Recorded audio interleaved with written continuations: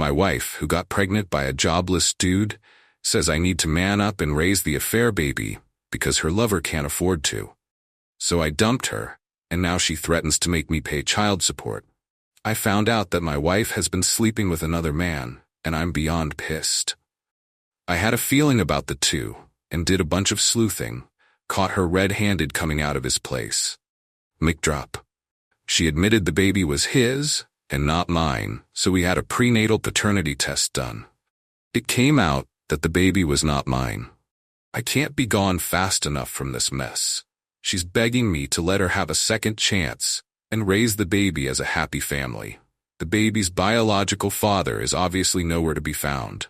I guess Chad was the fun and exciting person who just wanted to get it in, but didn't want to be worn down by the aftermath. Between the two, I make the ideal father, so it could be that she wants me to raise the child instead of Chad, who's a 34-year-old man who's been unemployed for more years than he was employed. I, on the other hand, earn more than the average income, have a car and a house in my name. I have refused to have anything to do with the baby, and I'm planning to divorce her. She has gathered the troops, her family and friends, to rally support around her. Many of her friends and family, including a few of mine, are pressuring me not to let the baby ruin our perfect relationship. Some people are saying that the baby is innocent and that I should raise it as my own, and that mature men handle more pain. I guess raising your wife's fair baby is such a mature thing. They are trying to shift the blame to me for not giving my wife the attention she needed, and that's why she had to resort to other means. I work quite a lot since I'm the only source of income, so I guess it's my fault too that I had to work hard to compensate for her lack of income. She is currently in a state of despair and pleading with me not to divorce her. She believes that the child is innocent and shouldn't be raised in a dysfunctional family, and wants me to empathize with her for having to raise a child without any financial support. She claims that she only cheated on me once and won't do it again, so to just give her another chance. Even if she cheated on me once, what's to stop her from cheating again? Her parents are blaming me for getting her so worked up because it's not good for the baby. Her mom came by my place yesterday and tried to reprimand me for my being so neglectful of my pregnant wife. I told her off and told her to find the baby daddy to yap about. She looked so offended, like I had just slapped her. I don't understand how these people's brains work. It seems like the whole family is suffering from some mode tuning in their wiring. So that's where things are. Update: we attended mediation today. Her parents had gotten her a lawyer. Her dad implied that they won't make it easy for me to wriggle out of my responsibility. They more or less tried to hog the room and wouldn't let my lawyer get a word out. Kept repeating how they'd not let me abandon their daughter, so much that our lawyers had to throw them out. My lawyer says I'm safe, regardless of whether the divorce finalizes before the baby is born or not. But he wants to speed things up, since there's no point in delaying. We have filed for a court-ordered paternity test to make the paternity official, which is my safety blanket to avoid the child support for the next 18 years. My house is safe, but he thinks I should give up my car as an upfront settlement and get out of paying alimony. Whatever. I'm fine with it. It's not expensive, and I had wanted to upgrade anyway. As for my soon-to-be ex, well, she's lost her henchman. At least they've stopped harassing me to take her back and raise the baby. I had her move out a few days after my first post, and she's been living with her parents for the past month. She keeps sending me texts daily. I haven't blocked her latest number. It's pointless since she keeps buying new SIMs. Apparently, her texts range from pleas to take her back to threats to make me pay child support. I'm saving the texts just in case. All in all, I'm fine. I feel a huge weight has been lifted off my shoulders. Not exactly how I thought I'd feel about losing my partner of 7 years. But I'm okay, and I'm focusing on myself for the moment. I was still at my work location when my feeling that my wife was cheating was becoming more evident, especially with the growing evidence that my friend was accumulating. I contacted my brother and told him about my situation, and he said that I could use his cabin if the need arises. In fact, he told me to go to the cabin. He'll meet me there to go over the situation. He has a cabin in the San Juan Islands off the coast of Washington that he won from his divorce settlement a few years ago. I made it to the cabin where my brother was already there, along with two of my best friends. One friend is also divorced, and the other is a divorce custody attorney in my city.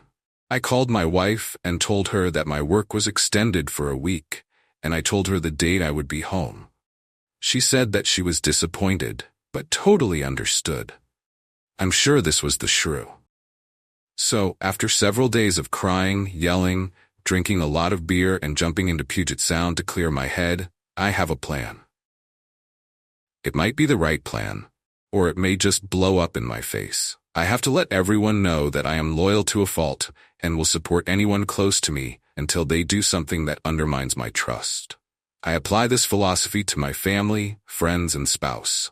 I have supported all her desires, including college, her family and their issues, to her work. No, I am not a perfect person by far. But when it comes to commitment, especially in my marriage, I assume each partner should adhere to those commitments. She never mentioned being unhappy with me, and we do a lot of things together, including both of our hobbies. We have the same dreams and desires within our marriage. So this situation is from left field. Breaking her commitment to me by cheating, along with growing evidence of cheating with a coworker, are the cornerstones for my decisions. Just a side note, yes, she cheated with the coworker. I wish her cheating was more dramatic, instead of run-of-the-mill cheating with the coworker. How expected. Just a random thought. So, back to the plan. I arrived home late on the date I told her I would. She was asleep. She looked asleep when I came in with her computer on the bed, which was turned on. When I came out of the bathroom, the computer was gone. Spooky. I got up earlier than she did and went to work. When she came down to the kitchen, she saw that I left a stack of printed emails 4 inches tall from her correspondence with the coworker, with my wedding ring on top. Yes, it was an immature action, but it felt good to go down to that level a little. As expected, I received a phone call. The gist of it, her. What is this? Me what? What is with the email and ring? Did you read your emails? Yes, what does this mean? This is my decision on your cheating. Does this mean you're going to leave me? This is the road I'm taking. Good, you. Then came the proverbial hang-up. Knowing her, she probably wished she was on a landline so she would have the satisfaction of slamming the receiver down, but she didn't. Bummer. An hour later, she calls back. I'm sorry for everything. Can we talk about this when you get home? Me, for the foreseeable future, I will be staying somewhere else. How can we work it out if I never see you? It's for the best right now. But before she could do another hang-up, I mentioned to her that I have copies of all the emails and pictures of her infidelity that are ready to be mailed to her parents and work if she does decide to go ballistic. While she's still upset. You guessed it, then the hang-up. During the time between posts, I have an outstanding attorney best friend, a good support base, and the time I need to make the right decision for me and my well-being. I am living with a friend, which unfortunately is close to my house, so I can see her comings and goings if I wish. Still, it is kind of creepy. I have gone 180, not only with her, but with her family as well. Their philosophy regarding committed marriages is suspect at best. Both divorced twice, both cheated. My attorney is handling the division of assets and the rest of the legal work. The attorney is a lot of money. I kid about him being an attorney, but he does make a lot of money. Anyway, this is what I predict I will need to deal with in the near future. The reconciliation call, her parents' call, her sister's calls, her friends' calls, and then her appearing at my job. She has not done anything needed for a restraining order. In fact, she is the most good-natured person I have ever met. Her actions have just gutted me, especially when her actions came from out of the blue. I am confused about where our marriage went wrong. I mean, we have ups and downs like everyone. but we always prided ourselves on working through these problems. We have sex 3 to 4 times per week. We have long talks and have a good social life. I am just dumbfounded. I am currently in therapy, dealing with all sorts of topics regarding my marriage, along with my personal well-being. Anyway, she is going to be served at her job next week. Just happened, I guess. She deduced where I was living based on the fact my best friend lives in our city and is a divorce attorney. She just came to the door, and my friend answered.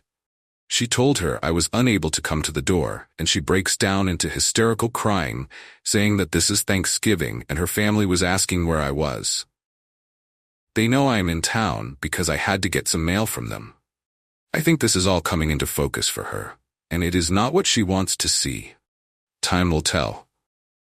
Anyway, there is more to tell in a later post. Top comments. Expect a whole lot of waffling on her end. One week she begs for forgiveness, and the next it is all-out war. Habits are hard to break, and even a crappy marriage provides a sense of security and routine. That is a jolt to the system when it implodes. As the other dude's life implodes and their affair craters, I wouldn't be surprised to see her promising the son to try and hang on to the familiar relationship she had with you.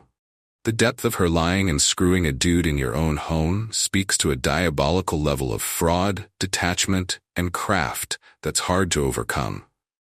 Was nothing sacred to her that she could let another man taint the marital bed that she shared with you? Same goes for him. What man thinks it's cool to screw in another guy's home? Wow. Good luck. I don't know how I'd handle that. I was ready to forgive my ex, but she wouldn't let me. I forced myself to move out, and she was still seeing the affair partner. About 2 months later into the process, she asked to get back together because she finally realized her mistake. No remorse, mind you, just that she'd made a mistake, like picking out the wrong kind of cheese for taco night. Damn, it saved me because of distance and time. I was ready.